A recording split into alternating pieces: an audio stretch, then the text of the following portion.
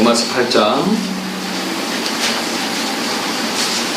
1절부터 11절까지 말씀 받들어서 우리 읽도록 하겠습니다. 제가 먼저 읽도록 하겠습니다. 9절 말씀.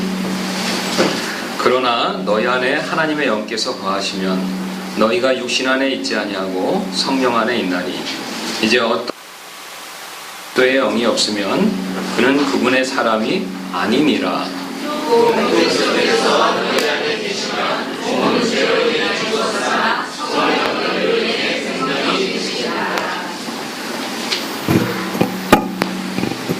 11절 말씀 같이 읽겠습니다. 시작.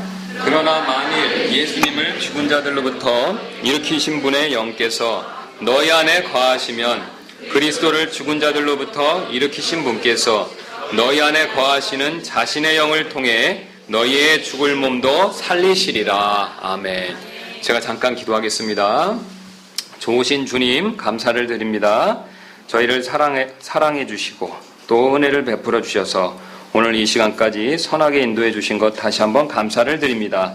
오늘 이렇게 주님의 집에 주님께서 우리를 불러 모아주신 것은 우리에게 더 좋은 것들을 주시기 위함인 것을 우리가 믿고 있습니다. 주님께서 오늘도 하늘의 보고를 여시고 하늘의 영적인 만나를 우리에게 허락해 주셔서 우리의 영이 주님 안에서 더 살고 강건해질 수 있는 복을 허락하여 주옵소서.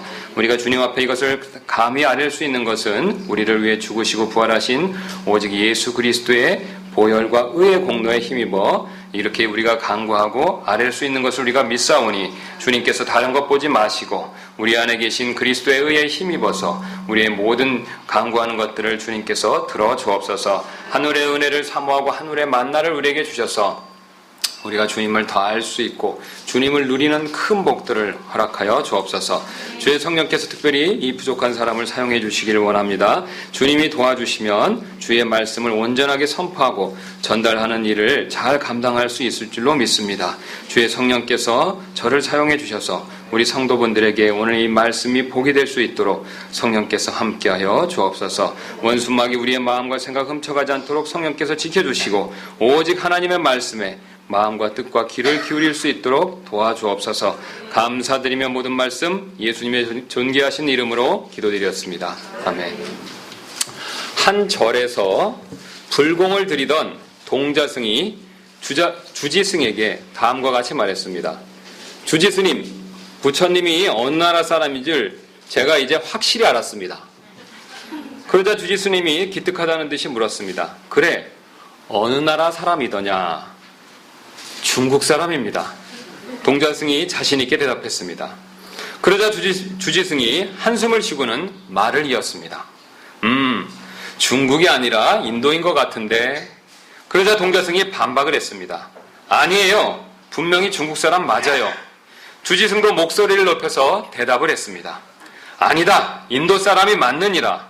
그러자 화가 난 동자승이 벌떡 일어나더니 불상을 비스듬히 눕히면서 바닥을 보여주며 다음과 같이 큰 소리로 말했습니다. 봐요. 메드 인 차이나라고 적혀 있잖아요. 이처럼 국적이 어디인가를 아는 문제는 중요한 문제가 될 수가 있습니다. 특히 영적인 국적이 어디인가를 아는 문제는 더 중요한 문제가 될 수가 있습니다. 영적인 세계에서는 중국, 인도, 한국처럼 여러 가지 국적이 존재하지 않습니다. 딱 두 가지 국적만 존재하고 있습니다. 구원받지 않아 죄 아래 있던가, 구원받아 하나님의 은혜 아래 있든지 둘 중 한 가지 국적만 가질 수밖에 없습니다. 그렇다면 우리가 구원받아 은혜 아래 있다는 것을 어떻게 할 수 있겠습니까? 즉 우리가 구원받아 은혜 아래 있다는 가장 명백한 증거는 무엇이 되겠습니까? 우리 안에 메디인 천국 이런 게 써 있을 리는 없습니다. 어떤 분은 예수님을 믿는 믿음의 고백이 가장 명백한 증거라고 말씀하실지도 모르겠습니다. 물론 당연히 맞는 말씀입니다. 그러나 이것보다 더 명백한 증거가 있습니다. 여러분이 이 증거가 어떤 것인지 아십니까? 바로 우리 안에 계시는 성령님이십니다. 성령님께서 우리 안에 거하시기 때문에 우리가 믿음의 고백도 확신 가운데 할 수 있는 것입니다. 그래서 고린도전서 우리 잘 아시는 12장 3절에서는 성령님으로 말미암지 않고서는 아무도 예수님을 주라고 말할 수 없다라고 말씀하고 계십니다. 이처럼 우리가 구원받아 은혜 아래 있다는 가장 명백한 증거는 바로 우리 안에 계시는 성령님이십니다. 즉 성령께서 우리 안에 내주하시기 때문에 우리가 구원받아 은혜 아래 있음을 확신할 수가 있습니다. 그래서 우리 오늘 본문 로마서 8장 9절 말씀 보면 이렇게 말씀하고 계십니다. 이제 어떤 사람에게 그리스도의 영이 없으면 그는 구분의 사람이 아니니라. 그러나 여러분 가운데 어떤 분은 성령께서 눈에 보이지 않으시는데 우리 안에 계신 것을 어떻게 알 수 있습니까? 라고 질문하실지도 모르겠습니다. 그러나 우리는 충분히 알 수 있습니다. 왜냐하면 성령님께서는 하나님이시기 때문에 우리처럼 인격을 가지고 계십니다. 즉 인격 대 인격으로서 그분이 우리 안에 계신 것을 알 수 있다는 뜻이 되겠습니다.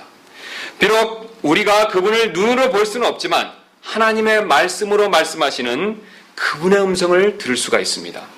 비록 우리가 그분을 손으로 만질 수는 없지만 우리의 마음이 그분께서 계신 것을 느낄 수가 있습니다.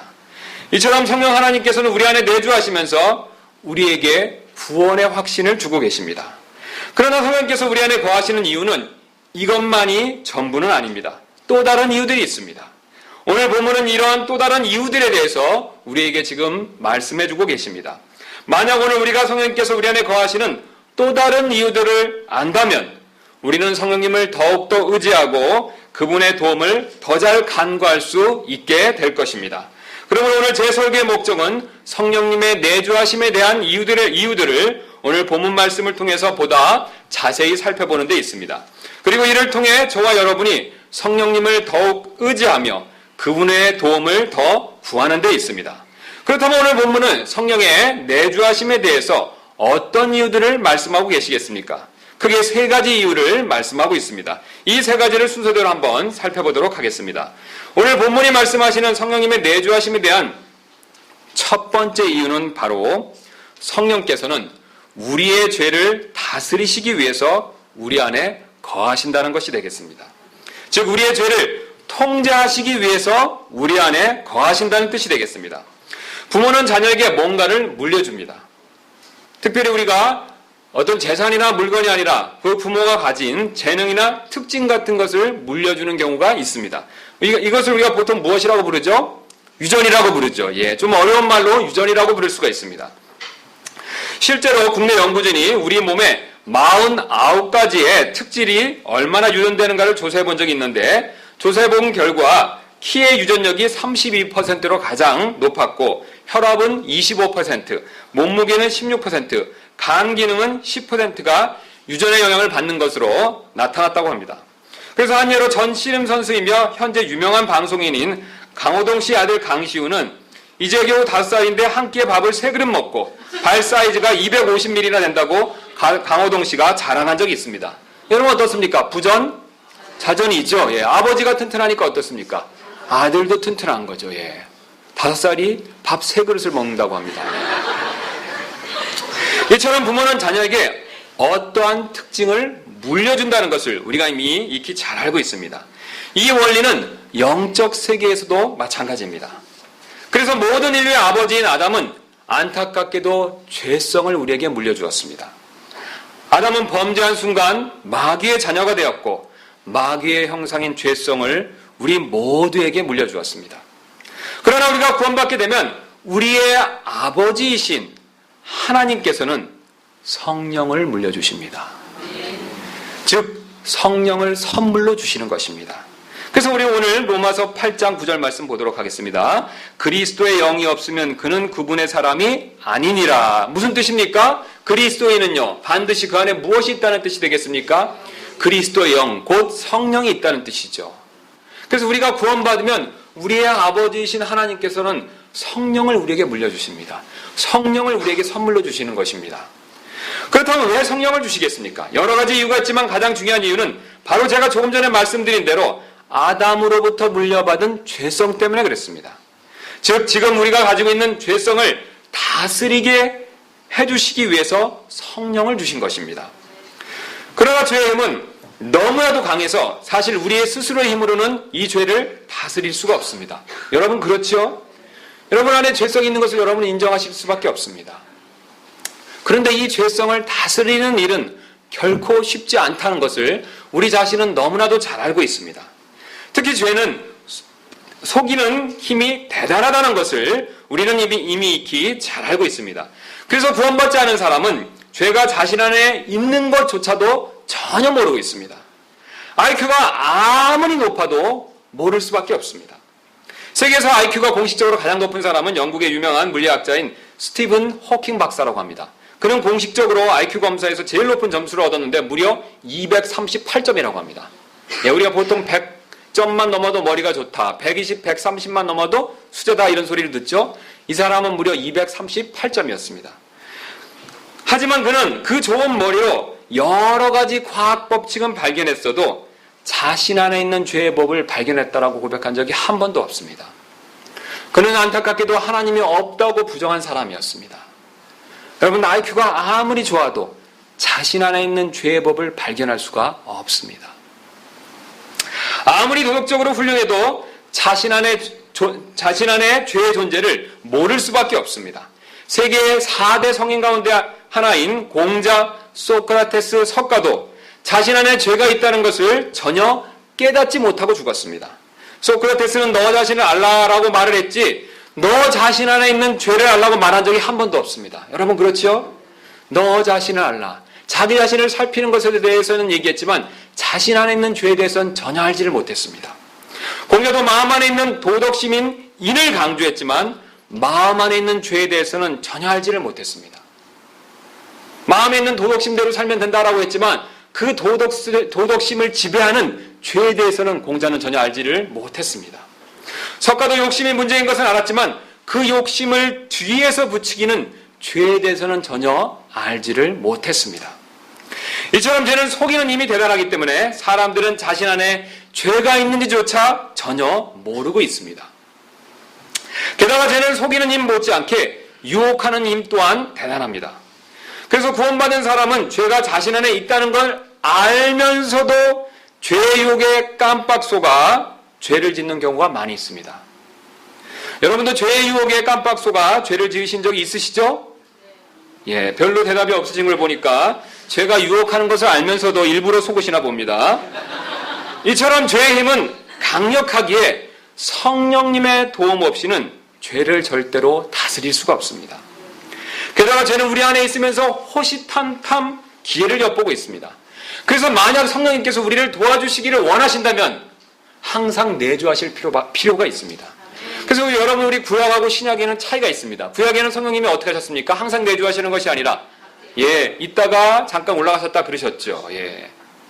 그러나 신약 시대에는 다른 방법으로 성령님께서 역사하십니다. 어떤 방법으로 역사하십니까? 우리 안에 상주에 계십니다. 계속해서 계십니다.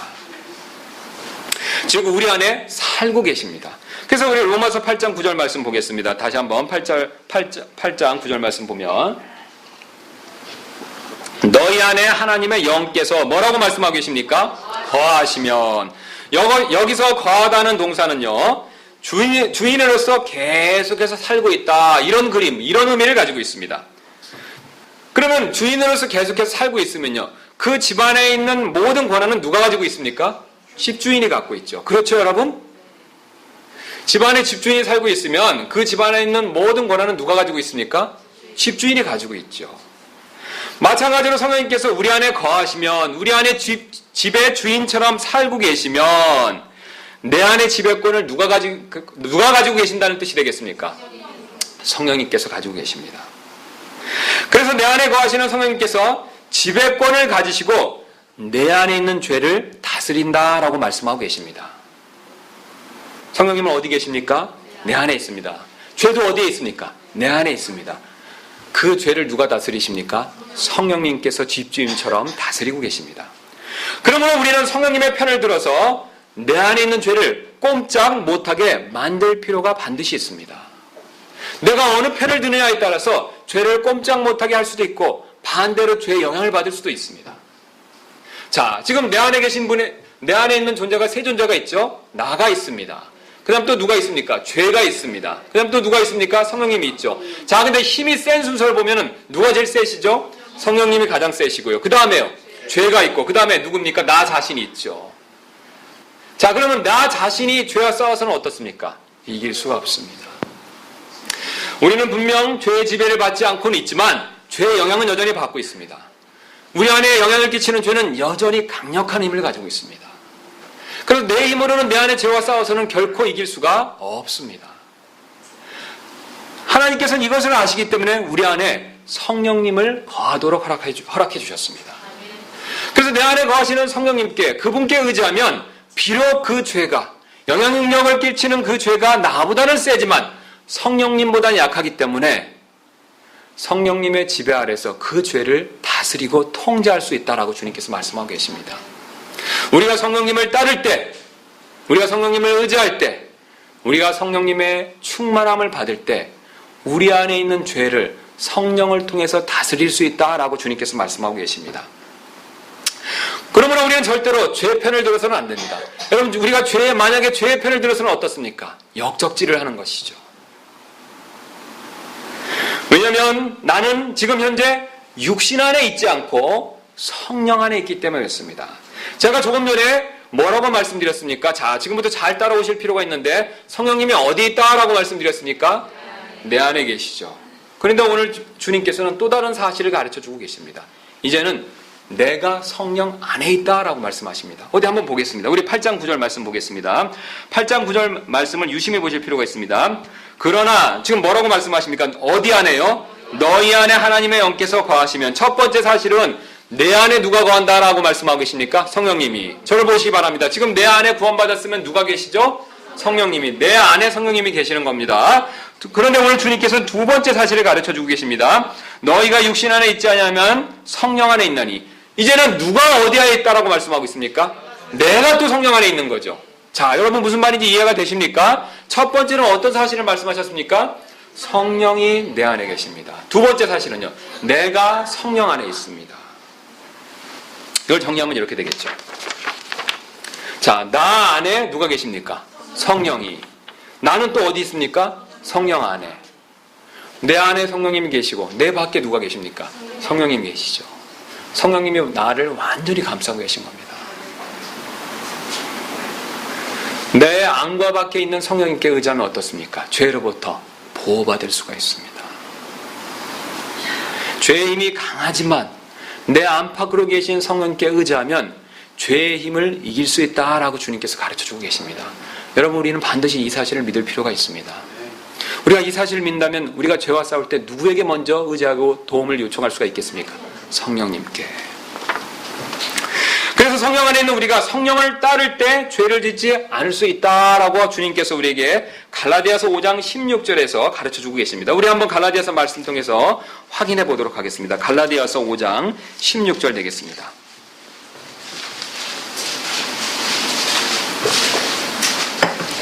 (5장 16절) 말씀 제가 읽겠습니다. 그런즉 내가 이것을 말하노니, 잘 보시기 바랍니다. 성령 뭐라고 말씀하십니까? 성령 안에서 걸으라. 그렇죠? 지금 뭐라고 말씀하고 계십니까? 성령 안에서. 그리하면 너희가 육신의 욕심을 이루지 아니하리라. 성령 안에서 걸으면 어떻습니까? 우리가 육신의 욕심을 이루지 않을 수 있다. 죄를 짓지 않을 수 있다. 이렇게 말씀하시죠. 17절 말씀 보겠습니다. 육신은 성령을 대적하여 욕심을 부리고 성령은 육신을 대적하나니, 이 둘이 뭐라고 말씀하고 계십니까? 서로 반대가 되므로 너희가 원하는 것을 능히 하지 못한다. 한쪽을 따르면 어떻습니까? 한쪽을 할 수가 없다는 거죠. 우리가 성령을 따르면 어떻습니까? 죄를 짓지 않는다는 거죠. 우리 안과 밖에 계신 성령님을 따르면 우리 안에 죄가 아무리 강해도 그 죄를 따르지 않을 수 있다라고 말씀하고 계십니다. 그러나 반대로 우리 안과 밖에 계신 성령님이 계시지만, 그렇게 강한 성령님이 계시지만 우리가 실수를 하도 우리 안에 있는 죄를 따르면 성령을 따를 수도 없다라고 말씀하고 계십니다. 우리의 선택의 문제입니다. 그래서 25절 말씀 밑으로 내려가셔서 보도록 하겠습니다. 25절 말씀. 만일 우리가 성령 안에서 뭐라고 말씀하십니까? 성령 안에서 살면 또한 성령 안에서 걸을지니. 자, 우리가 지금 어디 안에 살고 있습니까, 여러분? 성령 안에 살고 있죠. 성령 안에 살 뿐만 아니라 어떻게 하라고 말씀하고 계십니까? 성령 안에서 걸으라. 이렇게 말씀하고 계십니다. 이처럼 성령님은 우리의 죄를 다스리시게 해주기 위해서 지금 우리 안에 거하고 있다라고 하나님께서 알려주고 계십니다. 이것이 바로 성령님이 내주하시는 첫 번째 이유가 되겠습니다. 이제 성령님이 내주하심에 대한 두 번째 이유를 한번 살펴보도록 하겠습니다. 이 두 번째 이유는 바로 성령님께서는 우리 마음 안에 천국을 이루시기 위해서 우리 안에 거하고 계십니다. 천국은 행복이 무한히 넘치는 곳입니다. 여러분이 사실 믿으십니까? 예. 여러분, 그렇다면 왜 천국이 행복이 무한히 넘치는 곳이 될까요? 예, 여러 가지 대답이 있을 수가 있죠. 첫째는 죄가 없는 곳이기 때문에 천국은 행복한 곳이 될 수가 있습니다. 또 죽음이 없는 곳이기 때문에 어떻습니까? 천국은 행복한 곳이 될 수가 있죠. 자, 지금 여러분 각자 제가 이렇게 여러분들의 기도 요청이라든가 개인적으로 말씀을 들어보면 다 여러분들의 건강에 문제가 있으십니다. 그러시죠? 예, 다 있으십니다. 심지어는 아이들도 있습니다. 여러분, 그런 건강의 문제 해결받는 장소가 바로 천국입니다. 우리 건강의 문제를 일으키는 질병, 궁극적으로는 사망의 문제를 해결해주는 장소가 바로 천국입니다. 여러분, 고통이 올 때 얼마나 괴롭습니까? 그러나 천국에는 그 고통이 없습니다. 그 고통으로부터 완전히 자유를 누릴 수가 있습니다. 우리가 또한 거할 아름다운 저택이 마련되어 있기 때문에 천국은 행복한 곳이 된다라는 것을 우리가 이미 익히 알고 있습니다. 요즘 전셋값이 비싸서 난리인데 천국에 가면 전셋값 걱정할 필요가 없습니다. 그렇죠, 여러분? 예. 천국에 예수님께서 아주 훌륭한 저택을 마련해 놓고 지금 기다리고 계십니다. 또한 천국은 그 자체가 어떻습니까? 너무나도 아름다운 곳이기 때문에 이렇게 눈으로만 봐도 어떻습니까? 행복이 넘치겠죠? 집에 귀중한 거, 좋은 보석, 아름다운 장식 같은 거 해놓고 있으면 어떻습니까? 보기만 해도. 행복감을 느끼시죠? 예, 이렇게 비싼 그림 같은 거, 예, 골동품 같은 거 이렇게 갖다 놓고 보시면 어떻습니까? 뿌듯하시죠? 예. 여러분, 그런데 천국은 모든 곳에 그런 것이 널려 있습니다. 우리 예배당이라고 천국이, 지금 우리 예배당이 천국이라고 가정해 보시기 바랍니다. 이 옆에 있는 모든 것들이 다 금이나 은이나 각종 보석으로 된 것입니다. 어딜 가든지 아름다운 곳이죠. 그런 곳에 산다면 어떻습니까? 행복을 저절로 느낄 수밖에 없습니다. 그리고 무엇보다도 앞서간 우리의 믿음의 식구들을 어떻습니까? 다시 만날 수 있는 곳이기 때문에 천국은 행복하다라는 것을 우리가 이미 익히 잘 알고 있습니다.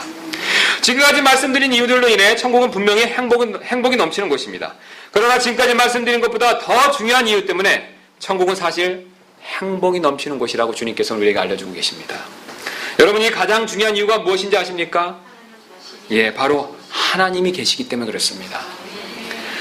천국을 천국답게 만드시는 하나님이 천국에 계시기 때문에 천국은 가장 행복한 곳입니다. 쉬운 예로 집이 아무리 100평짜리 아파트라고 해도 크고 100평짜리 아파트로서 크고 화려하고 좋아도 부모님이 안 계시면 우리 예송이나 예선이 같은 아이들은 절대로 그 집이 행복한 집이라고 생각을 하지는 않습니다. 그렇죠? 예. 100평, 1000평짜리 집이라고 하더라도 부모님이 없으면 아이들에게는 행복한 집이 아닙니다. 마찬가지로 천국이 아무리 아름답고 좋아도 하나님께서 계시지 않으면 아무런 의미가 없다는 것을 주님께서 오늘 우리에게 알려주고 계십니다. 천국이 좋은 이유는 나를 사랑하시는 하나님께서 계시기 때문에 그렇습니다. 그것도 바로 삼위 하나님께서 모두 다 계시기 때문에 그렇습니다.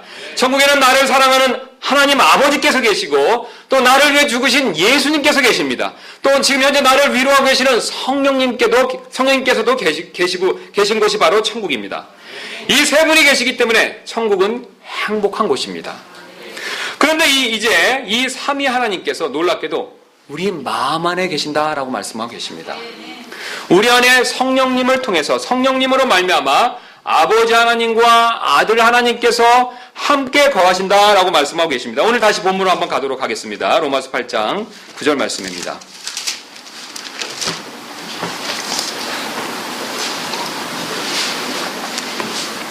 8장 9절 말씀 보시면 너희 안에 하나님의 영께서 거하시면, 자, 영은 영인데 어떤 영이라고 말씀하고 계십니까? 하나님의 영이죠. 영은 영인데 하나님의 영입니다. 성령을 통해서 하나님께서 우리 안에 계신 것을 뜻하고 있습니다. 좀 더 직접적인 근거가 있습니다. 고린도후서 6장 16절 한번 보겠습니다. 고린도후서 6장 16절. 하나님의 성전과 우상들이 어찌 조화를 이루겠느냐? 너희는 살아계신 하나님의 성전이니라. 하나님께서 이르시되 내가 그들 가운데 거하고 그들 가운데 거닐며 나는 그들의 하나님이 되고 그들은 내 백성이 되리라. 자, 지금 우리 안에 누가 거하신다라고 말씀하고 계십니까? 하나님이 거하시는 거죠.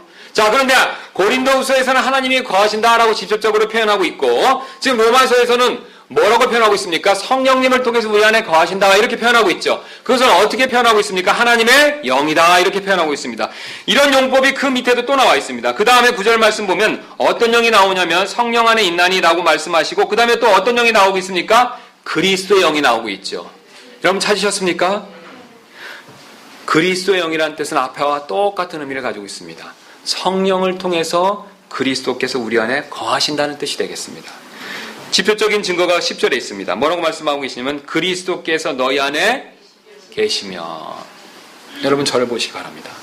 하늘에도 삼위 하나님이 계십니다. 여러분 이 사실 믿으십니까? 삼위 하나님이 계시기 때문에 천국은 행복하고 아름답고 좋은 곳입니다. 그런데 놀랍게도 이 삼위 하나님께서 성령님을 통해서 지금 우리 안에 계신다라고 말씀하고 계십니다. 성자, 성부, 성령, 이 세 하나님께서, 삼위일체 하나님께서 지금 우리 안에 계십니다. 우리 안에 계시기 때문에 우리 마음 안이 이제 하나님의 집이다라고 말씀하고 계십니다. 천국이 어디부터 시작된 것입니까? 우리의 마음에서부터 시작됐음을 우리에게 알려주고 계십니다. 그래서 우리가 성령이 충만하면 우리 마음에서부터 천국의 기쁨을 누리고 느낄 수가 있습니다. 여러분 이런 경험 해보신 적 있으시지요? 성령 충만해서 천국의 기쁨을 누려본 적이 있으시죠? 여러분 어떻게 해서 천국의 기쁨을 누리실 수 있습니까? 내 안에 아버지와 아들과 성령께서 함께 하시기 때문에 그렇습니다. 또한 성령 충만하면 천국 시민의 모습을 이 땅에서부터 미리 보여줄 수도 있습니다. 이 천국 시민의 모습이 바로 성령의 열매입니다. 갈라디아서 6장 22절 보면 우리가 잘 아시는 대로 사랑, 기쁨, 화평, 오래 참음, 부드러움, 선함, 그 다음에 믿음, 곧 신실함, 온유와 절제가 있습니다. 여러분 이런 성령의 열매가 어디에서 나타나는 열매가 되겠습니까? 우리가 천국에서 살아갈 때 나타나는 모습이 되겠죠. 여러분 맞습니까? 천국에 사는 사람들은 사랑과 기쁨과 화평과 오래 참과 부드러움과 선함과 신실함과 온유와 절제가 넘치는 그런 사람들이 될 것입니다. 그런 모습이 어디부터 시작되느냐면 지금 이 땅에서부터 시작될 수 있다라고 말씀하고 계십니다. 우리가 성령 충만하면 이러한 천국 시민의 모습이 지금부터 나타날 수 있다라고 말씀하고 계십니다. 하나님께서는 이처럼 천국이 우리의 마음에 임하게 하시기 위해서 성령을 보내주셨다라고 말씀하고 계십니다. 이것이 바로 성령께서 우리 안에 거하시는 두 번째 이유가 되겠습니다. 이제 성령께서 내주하심에 대한 마지막 이유를 살펴보도록 하겠습니다. 이 마지막 이유는 바로 성령께서는 다가오는 부활을 준비시키기 위해 우리 안에 거하신다는 사실입니다. 사실 죄의 영향력은 우리가 생각하는 것 이상으로 큽니다. 죄는 우리를 죽음 이후에 지옥을 보내는 문제만 일으키는 것이 아니라 현재 삶에서도 여러 가지 문제를 일으킬 수가 있습니다. 그래서 먼저 죄는 우리 마음 안에서 문제를 일으킬 수가 있습니다. 그렇죠? 여러분, 죄가 역사하면 우리 마음 안에 어떻습니까? 여러 가지 문제가 생기죠. 시기, 갈등, 불안, 염려, 낙담, 좌절, 분노, 여러 가지 부정적인 문제를 우리 마음에서부터 일으키기 시작합니다. 게다가 죄는 또 우리 몸에도 이미 문제를 일으키고 있습니다. 그래서 죄의 싹은 사망이기 때문에 죄 때문에 인해서 우리 안에 사망의 권세가 이미 우리 안에 들어와 있습니다. 그렇죠? 그래서 모든 사람은 태어나자마자 어딜 향해 달려가고 있습니까? 무덤을 향해 달려가고 있습니다. 첫 번째 숨이 시간이 지나면 어떻습니까? 마지막 숨이 될 수가 있습니다. 이 첫 번째 숨이 결국은 많은 시간이 흐른 뒤에는 마지막 숨이 될 수 있다는 것이죠. 그래서 그 결과 어떻습니까? 우리 몸 안에 온갖 건강의 문제가 일어날 수밖에 없습니다. 몸에 장애가 발생하고 온갖 질병이 일어납니다. 그래서 여러분이 지금 건강상의 문제가 있으시다면 그 궁극적인 원인은 바로 죄와 사망의 권세 때문에 그렇습니다. 여러분 이 사실을 믿으실 필요가 반드시 있습니다. 우리 안에 건강의 문제를 일으키는 것은 바로 죄와 사망의 권세 때문에 그렇습니다. 게다가 죄로 인해 우리가 가진 능력 또한 제약받고 있습니다. 우리가 하나님께서 각 사람에게 주신 능력들이 있죠. 탤런트가 있죠. 은사가 있습니다. 재능이 있습니다. 자, 근데 우리의 이런 능력들이 있지만 그런 능력들이 사실은 이렇게 능력이 있으면 죄로 인해서 그 능력이 제한받고 있습니다. 죄로 인해서 그 능력이 제대로 발휘가 되지 못한다는 것이죠. 일례로 우리의 지적 능력이 제약받고 있는데 아담은 범죄하기 전에 어땠습니까? 땅에 있는 모든 짐승들, 날짐승하고 그 다음에 들짐승의 이름을 지었다라는 것을 창세기에서 우리에게 알려주고 있습니다. 그래서 지금 현재 발견된 이 포유류만 조사를 해보니까 한 4,500종이 된다고 합니다. 조류는요 한 9,000종 정도 된다고 합니다. 발견된 게 한 13,500종 정도 되는데 그 멸종된 것까지 치면 어떻습니까? 수만 종이 되겠죠? 그 수만 종을 아담 혼자서 이름을 다 지었습니다. 여러분 어떻습니까? 결코 쉬운 일이 아니죠. 똑같은 이름을 두 번 지은 것이 아니라 한 번씩 이름을 지었습니다. 그만큼 무엇을 보여주고 있습니까? 아담의 지능은요 우리보다 훨씬 더 뛰어났다는 거죠. 반대로 우리의 지능은 어떻습니까? 지적 능력이 아담 때보다는 떨어졌다는 거죠. 여러분 왜 이런 차이가 발생했습니까? 죄 때문에 그렇습니다. 죄로 인해서 우리의 지적 능력이 약해진 것입니다. 또한 우리가 가진 선천적인 재능들도 죄로 인해서 여러 가지 제약을 받고 있습니다. 하나님께서 각 사람에게 각각의 고유한 능력들을 주셨죠. 어떤 사람에게 손재주의 능력을 주셨고, 어떤 사람에게는 음악의 재능을 주셨고, 어떤 사람에게는 미술의 재능을 주셨고, 어떤 사람에게 운동의 능력을 주셨습니다. 그러나 이러한 능력들이 죄로 인해서 제대로 발휘되지 못하고 있다라고 주님께서 오늘 우리에게 알려주고 계십니다. 대표적으로 죄가 주는 게으름을 한번 생각해 보시기 바랍니다. 게으름으로 인해서 하나님께서 우리에게 주신 재능이 제대로 발휘되지 못하는 경우가 얼마나 사실 많이 있습니까? 그렇죠? 여러분 다 각자 재능을 가지고 계십니다. 그런데 그 재능이 어떻습니까? 제대로 발현되지 못할 때가 많이 있으시죠? 왜 발휘되지 못한다라고 제가 말씀드렸습니까? 죄 때문에 그랬습니다. 게으름의 죄를 한번 생각해 보시기 바랍니다. 우리가 재능이 있지만 게으름의 죄 때문에 우리의 재능이 제대로 발휘되지 못하는 경우가 너무 많다는 것을 우리는 스스로 잘 알고 있습니다. 저는 교육 목사이기 때문에 여러분들이 어떤 재능을 하나님께로부터 받으셨는지를 관심을 갖고 지켜볼 때가 많이 있습니다. 제가 한 3년 가까이 여러분들을 이렇게 쭉 보아온 결과 여러분 각각 개개인이 다양한 재능들을 하나님께로부터 받았다는 사실을 여러 번 깨달은 적이 있습니다. 지금 이 자리에서 개별적으로는 말씀드리지 않겠습니다. 시험에 드실지도 모르니까. 근데 남녀노소를 불문하고 전부 다 제각기 재능들을 가지고 계십니다. 분명히 다 가지고 계신 것이 있으십니다. 그러나 또는 저는 여러분들의 재능이 게으름, 조급함, 교만, 어리석음 등의 죄로 인해서 제대로 발휘되지 못하는 안타까운 경우를 볼 때도 많이 있습니다. 세상에서 말하는 것처럼 돈이 없거나 일명 빽이 없어서 여러분의 재능이 제대로 발휘되지 못하는 것이 아닙니다. 바로 게으름이나 교만 같은 죄 때문에 제대로 발휘되지 못한다는 사실을 우리는 기억할 필요가 있습니다. 여러분 가운데 다 재능을 주셨습니다. 그러나 그 재능을 활짝 꽃피우게 그렇게 못하도록 방해하는 존재가 바로 죄라는 사실을 주님께서 우리에게 가르쳐주고 계십니다. 이처럼 죄는 우리 마음에, 몸에 심각한 영향을 미치고 있습니다. 그러나 여러분 여기에 기쁜 소식이 있습니다. 이 기쁜 소식은 바로 우리 안에 성령님께서 계신다는 사실입니다. 성령은 우리 안에서 문제를 일으키는 죄와 사망의 원수를 물리치시고 생명을 주신다라고 약속하고 계십니다. 그래서 로마서 8장 10절 말씀 보면 이렇게 말씀하고 계십니다. 성령은 의로 인해서 생명이 되신다. 성령은 의로 인해서 생명이 되신다라고 말씀하고 계십니다. 우리 영혼에 먼저 새로운 생명을 주십니다. 그뿐만 아니라 우리 몸에도 새로운 생명을 주실 것을 약속하고 계십니다. 그래서 장차 우리의 몸을 부활시켜 주실 것을 약속하고 계십니다. 그래서 우리 8장 11절 말씀 제가 읽도록 하겠습니다. 그러나 만일 예수님을 죽은 자들로부터 일으킨 분의 영께서 너희 안에 거하시면, 지금 누가 어디 안에 거했다라고 말씀하고 계십니까? 성령님께서 너희 안에 거하시면 이렇게 말씀하고 계시죠? 맞습니까 여러분? 그리스도를 죽은 자들로부터 일으키신 분께서, 하나님께서 너희 안에 거하시는 자신의 영, 성령을 통해서 너희의 죽을 몸도 살리시리라.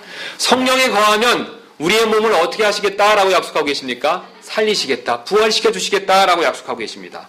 이러한 부활의 몸은 우리 안에 죄와 사망의 권세가 완전히 제거된 완전한 몸이다라고 말씀하고 계십니다.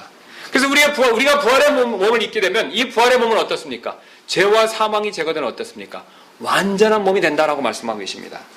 그래서 건강이 완전해지고, 지금 여러분이 혹시 가지고 어떤 장애가 있으시다면 장애의 문제도 사라질 것이고 질병의 문제도 사라질 것을 약속하고 계십니다. 저는 개인적으로 이가 좋지 않아서 벌써 이를 몇 개 뽑아서 임플란트를 했는데, 부활하면 여러분 어떻습니까? 제 잃어버린 이가 어떻게 되겠죠? 다시 돌아올 것입니다. 예. 그것도 어떻습니까? 절대로 썩지 않는 이를 돌려받을 것입니다. 다시는 양치질을 할 필요가 없습니다. 제가 양치를 안 해도 된다고 하니까 앞에 있는 아이들이 제일 좋아하는 것 같습니다. 보시는 것처럼 눈이 좋지 않아서 안경을 쓰고 있습니다. 이 안경을 쓰신 분은 아시겠지만 쓰고 다니는 일이 어떻습니까? 여간 불편한 일이 아니죠. 예. 그런데 부활하면 어떻습니까? 이제 안경을 쓸 필요도 없죠. 여러분 가운데 어떤 분은 안경 쓰시는 일이 그렇게 불편하면 라식 수술을 받으시죠, 이렇게 말씀하실지도 모르겠습니다. 물론 수술을 받아도 되지만 수술비가 들어가기 때문에 저는 조금 더 기다렸다가 주님께로부터 공짜로 새 눈을 받고 싶습니다. 여러분 그게 더 낫겠죠? 예, 주님 언제 오십니까? 잠깐 후에 오신다 그랬습니다. 독수리보다 더 좋은 그 이상 되는 새로운 눈을 받게 될 것입니다. 또한 부활하면 우리의 재능이 완전해질 것입니다. 그래서 우리가 그동안 우리의 재능을 이렇게 누르고 있던 죄가 없어지기 때문에 우리의 재능이 어떻게 되겠습니까? 완전하게 꽃피우겠죠. 완전하게 드러나겠죠. 그래서 여러분의 손재주가 완전해질 것이고, 음악적 능력도 완전해지고, 미술적 능력도 완전해지고, 운동의 능력도 완전해질 것입니다. 이렇게 완전해진 능력으로 온전히 하나님을 찬양하게 될 것이다 라고 주님께서 약속하고 계십니다. 하나님께서 이처럼 우리의 부활을 준비시키시기 위해서 성령님을 지금 우리 안에 보내주셨다라고 말씀하고 계십니다. 이것이 바로 성령님께서 우리 안에 거하시는 이유입니다. 지금까지 성령님께서 우리 마음에 거하시는 이유들을 살펴보았습니다. 이제 오늘 이 말씀으로부터 얻을 수 있는 몇 가지 교훈을 살펴보고 이제 말씀을 정리하도록 하겠습니다.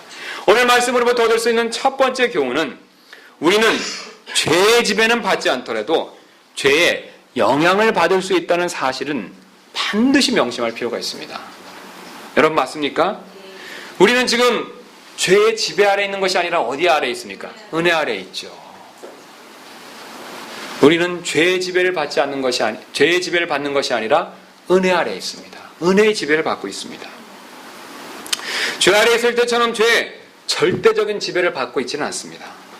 그러므로 우리가 죄가 우리를 지배할 수 있다고 생각해서는 절대로 안 됩니다. 여러분 죄의 힘이 분명히 강하지만 죄가 나를 지배한다 이렇게 생각하셔서는 안 됩니다. 그렇게 생각하면 어떻습니까? 죄와 싸울 의욕을 가질 수가 없습니다. 이러한 생각을 가지면 우리는 죄와 싸우려는 마음을 쉽게 잃어버릴 수 있기 때문에 절대로 죄가 나를 지배할 수 없다, 이 사실을 반드시 믿으실 필요가 있습니다. 우리 로마서 아까 6장 말씀 보겠습니다. 6장 14절 말씀입니다. 너희가 율법 아래 있지 않냐고 은혜 아래 있으므로 죄가 뭐라고 말씀하고 계십니까? 너희를 지배하지 못하리라. 하나님께서 분명하게 말씀하고 계십니다. 죄가 우리를 지배할 수가 없습니다. 우리가 과거 예전처럼 그렇게 죄에게 복종하거나 그런 행동을 안 할 수도 있다는 뜻이 되겠습니다. 그러나 남아있는 죄성으로 인해서 죄의 영향을 어떻습니까? 여전히 받을 수는 있죠. 지배는 받지 않지만 영향은 충분히 받을 수 있습니다. 탈북자는 북한의 지배를 받지는 않습니다. 그렇죠? 그러나 북한의 영향을 충분히 어떻습니까? 받을 수는 있습니다. 회사를 사직한 사람은 전에 있던 직장 상사의 지배를 받지는 않습니다. 그렇죠? 그 명령에 지배를 받지는 않습니다. 그러나 개인적으로 만나면 어떻습니까? 영향은 받죠. 그렇죠? 여러분 맞습니까? 전에 직장 그 상사에게 그 사람의 말을 더 이상 들을 필요는 없습니다. 그러나 만나면 어떻습니까? 그 사람의 영향은 받죠. 또 해방된 노예도 전에 주인의 지배를 받지는 않지만 전에 주인을 만나면 어떻습니까? 그 주인의 영향은 받을 수밖에 없습니다. 이처럼 죄는 여전히 우리 안에 남아서 영향을 끼칠 수가 있기 때문에 우리는 항상 죄의 영향을 조심할 필요가 있습니다. 이제 두 번째 교훈을 한번 살펴보도록 하겠습니다. 두 번째 교훈은, 우리는 죄의 영향을 받더라도 성령의 지배를 받는다는 사실을 반드시 명심할 필요가 있습니다. 자, 제가 말씀드리는 것을 이해하실 수 있습니까? 우리는 죄의 지배를 받습니까? 안 받습니까? 안 받습니다. 그러나 죄의 뭐를 받을 수 있습니까? 영향은 받을 수 있죠. 죄의 영향을 받을 수 있기 때문에 죄를 조심해야 되지만 반대로 또 우리는 누구의 지배를 받고 있습니까? 성령의 지배를 받고 있죠. 성령의 지배를 받는다는 사실을 반드시 명심할 필요가 있습니다. 비록 죄는 여전히 우리 안에 남아서 영향을 끼치고 있지만 우리 안에 누가 계십니까, 여러분? 성령님이 계시죠. 또 성령을 통해서 누구도 계십니까? 하늘에 계신 우리 아버지도 계시죠. 또 성령님을 통해서 누구도 계십니까? 그리스도께서도 우리 안에 계십니다. 죄는 이 삼위 하나님이 이길 수가 없습니다. 죄는 혼자입니다. 우리 안에는 삼위일체 하나님이 계십니다. 맞습니까? 1대3으로 싸워서 이길 수 있겠습니까? 이길 수 없습니다. 그럼 우리는 왜 범죄합니까? 우리는 왜 죄에 넘어집니까? 이 삼위일체 하나님께 어떻습니까? 우리가 의지하고 우리가 그분 앞에 복종하고 낮추지를 않기 때문에 그렇습니다. 삼위 하나님께 성령을 통해 내 안에 계신다는 사실을 믿을 때 우리는 죄의 유혹을 물리칠 수 있도록 주님께 간구할 수 있습니다. 여러분, 생각의 문제입니다. 제가 지난 시간에 말씀드린 대로 여러분, 생각의 문제라는 것을 여러분 꼭 명심하실 필요가 있습니다. 성령님이 내 안에 계시고 성령님이 죄를 이기실 수 있다. 삼위 하나님이 내 안에 계시다. 여러분, 이 사실을 반드시 믿으시면 우리는 죄의 유혹이 올 때 주님께 맡길 수가 있습니다. 주님께 도움을 구할 수가 있습니다. 여러분, 이 생각을 갖지 않으시면 여러분은 언제든지 넘어지실 수밖에 없습니다. 그러므로 죄와 싸움에서 승리하기 위해서는 우리는 반드시 이 사실을 믿고 기억하는 일이 필요하다라고 주님께서 우리에게 알려주고 계십니다. 이제 마지막 교훈을 살펴보도록 하겠습니다. 이 마지막 교훈은 부활의 몸은 우리의 상상 이상으로 큰 복이라는 사실입니다. 우리의 현재의 몸은 죄와 사망에 영향을 받고 있습니다. 여러분, 그렇죠? 그래서 건강상의 문제가 있습니다. 또한 우리가 가진 재능이 마음껏 발휘되지 못하고 있습니다. 그러나 부활의 몸은 죄와 사망의 권세가 제거된 완전한 몸이라는 것을 우리가 앞에서 하나님의 말씀을 통해서 확인해 보았습니다. 이렇게 완전해진 몸을 입고 누리는 기간이 바로 천년왕국입니다. 다시 한번 말씀드리도록 하겠습니다. 우리가 완전해진, 우리 안에 성령님이 계신데 이 성령님께서 역사하시면, 주님이 오실 때 역사하시면 어떻게 됩니까? 우리가 완전한 몸을 입습니다. 여러분, 이 사실 믿으십니까?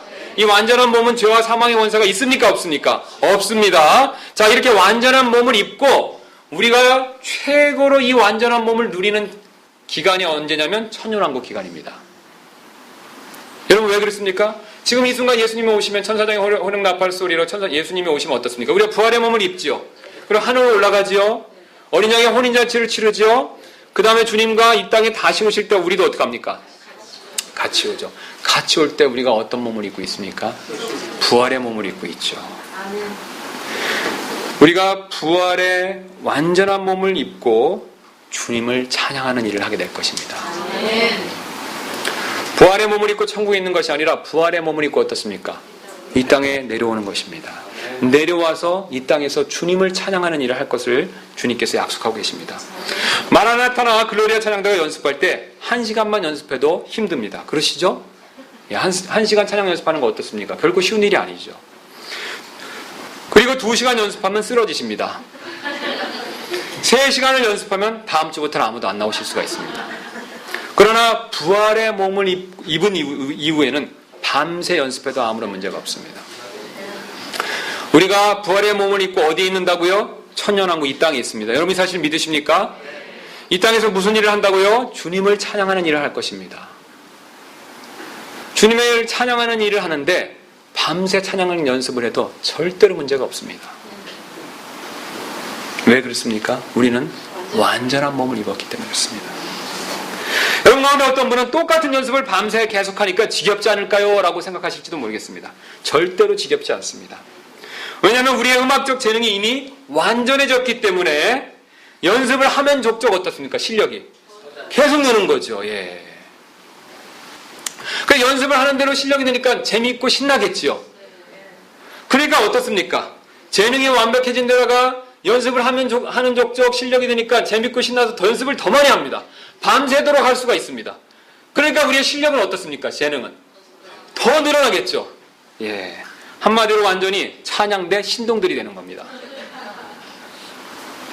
여러분, 이렇게 부활의 몸에는 소망이 있습니다. 또한 각자 가진 재능으로 우리는 하나님께 대단한 영광을 돌려드릴 수 있게 될 것입니다. TV에서 달인을 소개하는 프로그램이 있습니다. 여러분 보신 적 있으십니까? 예, 달인이 되기 위해서 최소한 그 경력을 쌓는 기간이 최소한 10년이고 그 이상 20년이나 30년 된 사람들도 많이 있습니다. 그래서 수십 년 갈고 닦은 기술들이 사실 대단하다는 것을 TV 프로그램을 통해서 볼 수가 있습니다. 보신 적 있으시죠? 예, 어떤 분은 10년, 20년, 30년 대단합니다. 그렇죠? 예, 별별 달인들이 다 있습니다. 그런데 우리는 죽지 않기 때문에 최소한 1000년 동안 노력할 수가 있습니다. 여러분이 만약에 바이올린으로 하나님께 영광 돌리기로 마음먹고 연주하면 최소한 1000년 동안 연주할 수 있습니다. 그렇죠? 부활의 몸을 입고 1000년 동안 연주할 수 있습니다. 지치는 법이 없습니다. 지겹지도 않습니다. 하는 족족 어떻습니까? 실력이 느는 거죠. 1시간 하면 1시간 그대로 실력이 늡니다. 2시간 하면요 2시간. 왜 그렇습니까? 부활의 몸은 완전한 몸이기 때문에 우리 안에 그동안 누르고 있던, 죄로 인해서 눌리고 있던 우리의 재능이 어떻습니까? 완전하게 꼽히기 때문에 그렇습니다. 저는 악기의 재능은 없어서 배우기 힘들지 않을까요? 라고 질문하실지도 모르겠습니다. 재능이 없어도 잘할 수 있습니다. 왜냐하면 최소한 1000년 동안 연습할 수 있기 때문에 그렇습니다. 게다가 게으름의 죄성도 없기 때문에 꾀도 안 부리고 부지런히 할 수가 있습니다. 그래서 소질이 없어도 저는 천년왕국 기간에 저는 음악에 소질이 없는데 괜찮습니다. 1000년 동안 연습하시면 다 잘할 수가 있습니다. 지겹거나 꾀를 부리거나 괴로움에 죄성이 없기 때문에 즐거운 마음으로, 순종하는 마음으로 계속해서 연습하실 수가 있습니다. 사실 부활의 몸을 입었다는 것은 하나님처럼 무한히 완전해진 것을 의미하지 않습니다. 성경에서 완전함은 2가지 종류가 있습니다. 하나님이 가지시는 완전함이 있고 사람이 가지는 완전함이 있습니다. 이 사람이 가지는 완전함은 부활 때 이루어지는 것을 성경은 약속하고 있습니다. 그래서 무한한 완전함이 아니라 유한한 완전함을 말하고 있습니다. 즉 하나님께서 원래 주신 능력이 제약 없이 완전히 발휘되는 것을 말씀하고 있습니다. 그래서 천년왕국 기간에는 계속해서 노력하는 일이 필요합니다. 하나님을 아는 일에 있어서 우리가 무한한 완전함이 아니라 유한한 완전함이기 때문에 하나님을 아는 일에 있어서 계속해서 노력하는 일이 필요합니다. 그런데 하나님을 아는 일에 있어서 그 일이 피곤하거나 또는 재미없거나 하는 일이 절대로 없다는 사실입니다. 왜 그렇습니까? 완전한 몸을 갖고 있고 누가 가르쳐 주시기 때문에 그렇습니까? 이 세상에서 가장 잘 가르치고 가장 설교를 잘 하시는 누가 가르쳐 주시기 때문에 그렇습니까? 예수님께서 가르쳐 주시기 때문에. 궁금한 거 다 질문하실 수 있습니다. 다 응답받을 수 있습니다. 그러나 노력하기 싫은 게으름이나 노력 중에 느끼는 고통 등은 전혀 없습니다. 부활의 몸을 입은 상태에서는. 그 대신 노력하는 족족 발전이 나타날 것입니다. 그러니 하나님의 영광을 위해서 무엇을 하든 어떻습니까? 다 재미있고 즐겁겠죠. 내가 하나님의 영광을 위해서 이렇게 커튼을 제작하고 싶다. 여러분 그것을 즐겁게 하실 수가 있습니다. 왜 그렇습니까? 아무리 해도 피곤함이 없습니다. 하나님이 또 재능을 주셔서 디자인을 너무 멋있게 만들 수가 있죠. 가지각색으로. 그것도 1000년 동안 만들 수 있습니다. 각각의 만드는 그 모든 물건들이 다 예술품이 될 것입니다. 우리 구약의 성막을 만들었을 때 장면을 여러분 기억하시죠? 하나님 특별히 성령을 부어주셨을 때 그 만든 성막의 도구들이 어땠습니까? 다 예술품이었습니다. 그거보다 더 뛰어난 능력을 주님께서 부활의 몸을 통해서 주실 것을 약속하고 계십니다.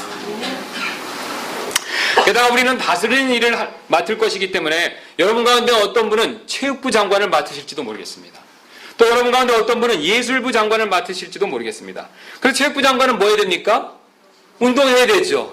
운동을 통해서도 하나님께 영광을 돌려드릴 수가 있을 것입니다. 여러분 천년왕국 기간에 이 세상에 있는 문화가 사라지는 것은 아닙니다. 지금 우리가 만들어 놓은 이 문화가 죄된 것은 없어지고 이 문화가 그대로 이어집니다. 그래서 여러분 가운데 한 곳씩 맡으시면 체육부 장관도 되실 수가 있고 문화부 장관도 되실 수가 있습니다. 여기 남동구청장도 되실 수가 있습니다. 그래서 각자 맡은 일로 어떻게 하나님께 온전히 영광 돌릴 수가 있습니다. 지치거나 힘들거나 괴로움이 없습니다. 게으름의 죄로부터도 유혹을 받지 않습니다. 하는 일들이 항상 즐겁습니다.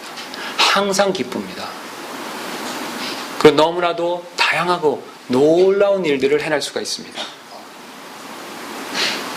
이것이 하나님께서 천년왕국 때 우리에게 주시기로 약속한 복입니다. 여러분 이런 일이 일어날 때가 곧 올 것입니다. 아멘. 여러분 그때가 언제인지 아십니까? 바로 예수님께서 오시는 날입니다. 아멘. 그날을 위해서 하나님께서 성령을 보내주셔서 우리 안에서 지금 대기하고 준비시키시고 계십니다. 성령께서 천사장의 호령 나팔 소리를 들음과 동시에 우리를 변화시켜 주실 것을 약속하고 계십니다. 이것이 바로 성령님께서 우리 안에 계신 이유입니다. 그러므로 우리는 우리의 죄된 육신을 따르지 말고 성령을 따르는 삶을 살 필요가 반드시 있습니다. 우리 12절 말씀 한번 보도록 하겠습니다. 제가 읽도록 하겠습니다. 8장 12절. 그러므로 형제들아 우리가 빚진 자로 돼 육신을 따라 살도록 육신에게 빚지지 아니하였느니라. 여러분, 우리에게 좋은 것을 약속하시는 분은 누구십니까? 성령님, 예수님이십니다. 우리는 그분으로부터 좋은 것을 받기로 그렇게 빚진 자 된 사람들입니다. 그러므로 우리는 절대로 육신을 따르는, 육신에게 빚지는 행동을 해서는 안 된다라고 주님께서 우리에게 오늘 알려주고 계십니다.